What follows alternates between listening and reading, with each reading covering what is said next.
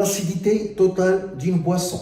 En Europe, l'acidité totale A d'une boisson veille, sans tenir compte du dioxyde de carbone CO2 dissous, s'exprime en millimoles d'ion H3+, ayant réagi avec les ions HO- introduits lors du dosage d'1 litre de boisson pour amener le pH de la boisson à 7.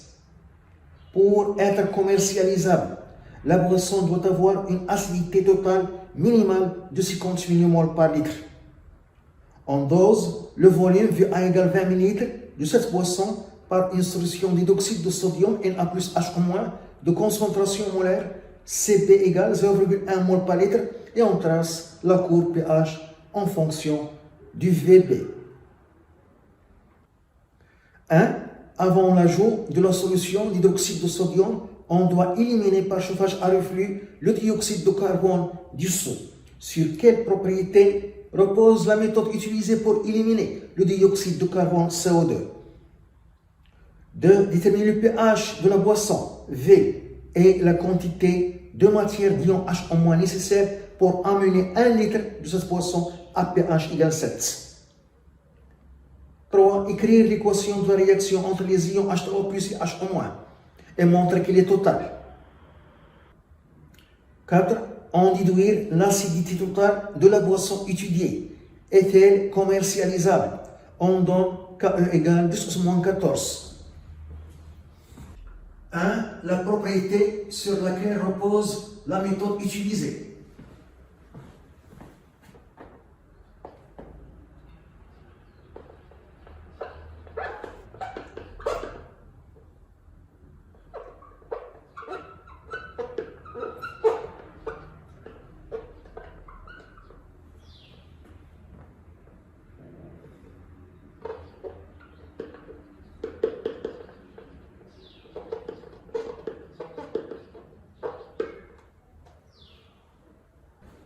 Le schéma de chauffage à reflux.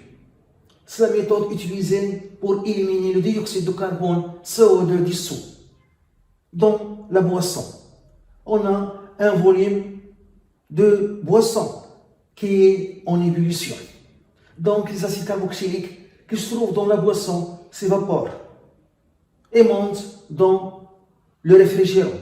On fait ce qui est l'eau froide dans le réfrigérant pour refroidir les vapeurs, pour les condenser, pour les transformer à l'état liquide et reviennent dans le ballon. Alors que le dioxyde de carbone CO2 peut sortir, car la dissolution de CO2 dans l'eau diminue lorsque la température augmente. Donc, la propriété sur laquelle repose la méthode utilisée est que le CO2, dioxyde de carbone, sa solubilité dans l'eau diminue lorsque la température augmente. Le chauffage à reflux permet d'éliminer le dioxyde de carbone, le CO2 dissous.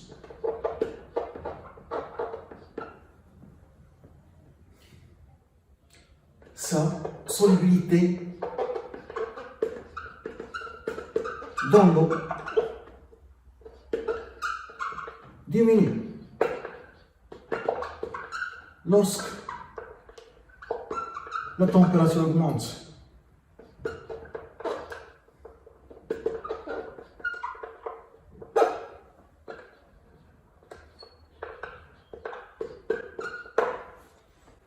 CO2 dissous dans l'eau est un acide. Et on écrit la réaction de CO2 dissous avec l'eau, donc CO2 dissous dans l'eau plus H2O donne ion hydrogène-carbonate plus H3O+. Donc CO2 dissous dans l'eau produit les ions oxonium H3O+, donc est un acide. CO2 dissous dans l'eau est un acide qui peut fausser la mesure.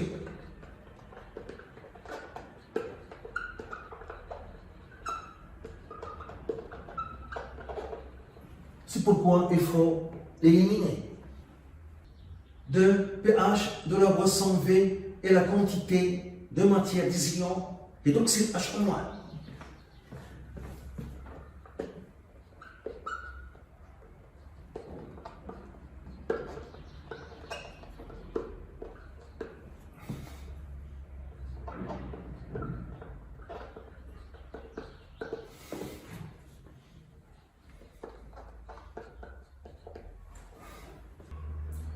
Le pH de la boisson V, c'est le pH de la boisson avant l'ajout de la solution d'hydroxyde de sodium. Pour VB est égal à 0. Et pour VB est égal à 0, on lit sur la courbe pH égale 3,5.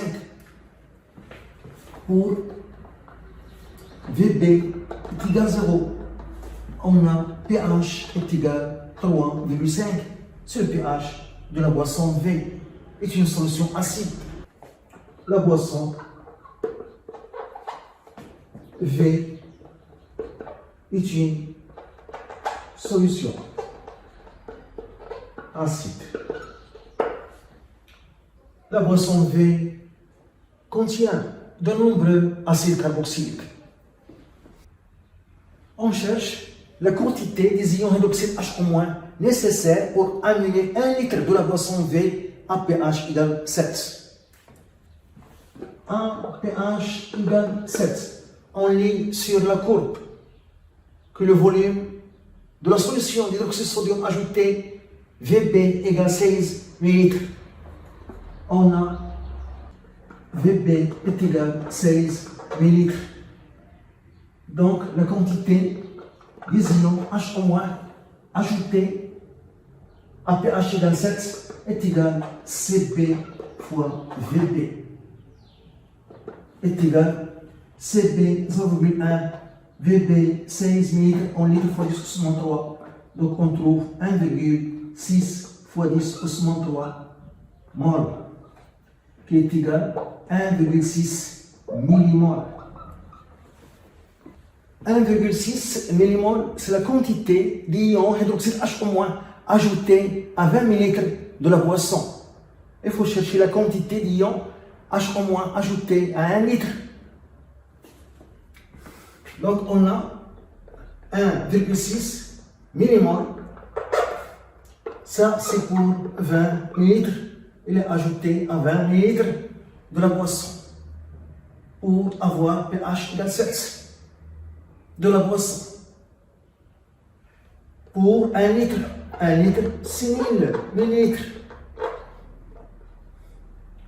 On a une quantité imprime d'ions H- qu'il faut l'ajouter.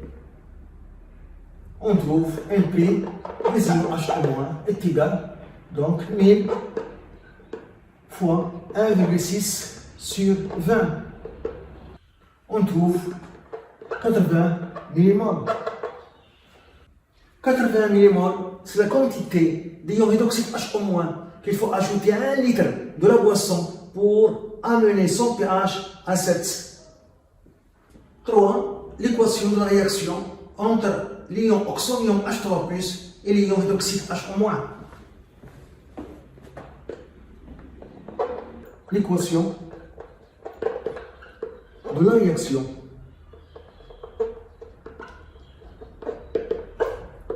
entre les ions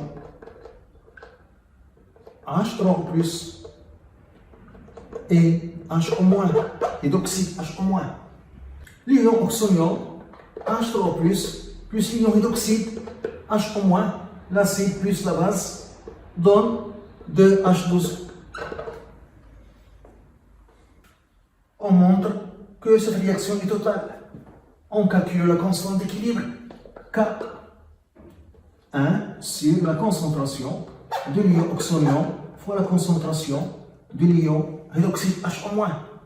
La concentration de H2O qui est en excès est remplacée par 1 est égal à 1 sur KE. Donc K est égal à 1 sur 10 pouces moins 14 qui est égal à 10 pouces 14, une valeur beaucoup supérieure à 10 pouces 4. Donc la réaction est totale. Donc, la réaction est totale. Le critère, c'est 4.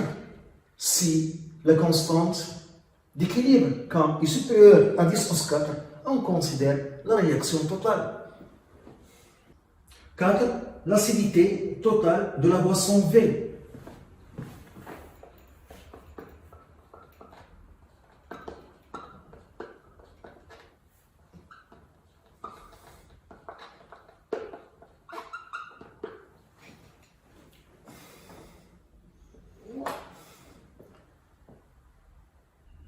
La boisson V contient de nombreux acides carboxyliques. C'est pourquoi on parle de l'acidité totale. On a donné la définition de l'acidité totale. C'est la quantité d'ions oxonium H3O+, qui réagit avec les ions hydroxyde H- ajoutés pour amener 1 litre de la boisson à pH égale 7. On a l'équation de la réaction H3O+, ion oxonium, plus ion hydroxyde H- donne la réaction totale, une seule flèche, de H12. Ici, on a le coefficient de seconde Y 1, et ici 1. Donc, 1 mol réagit avec 1 mol. 2 mol réagit avec 2 mol.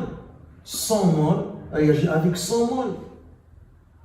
Pour amener 1 litre de la boisson à pH égale 7, il faut 80 millimoles d'ion hydroxyde. Donc, la quantité d'ion oxonium H3O+, qui doit réagir, c'est 80 millimoles. Donc, 80 millimoles réagit avec 80 millimoles. Donc, l'acidité totale, 1, c'est 80 millimoles pour 1 litre. Donc, par litre. Donc, l'acidité totale, 1, est supérieure à 50 millimoles par litre. Donc, la boisson est commercialisable. Donc, la boisson est commercialisable.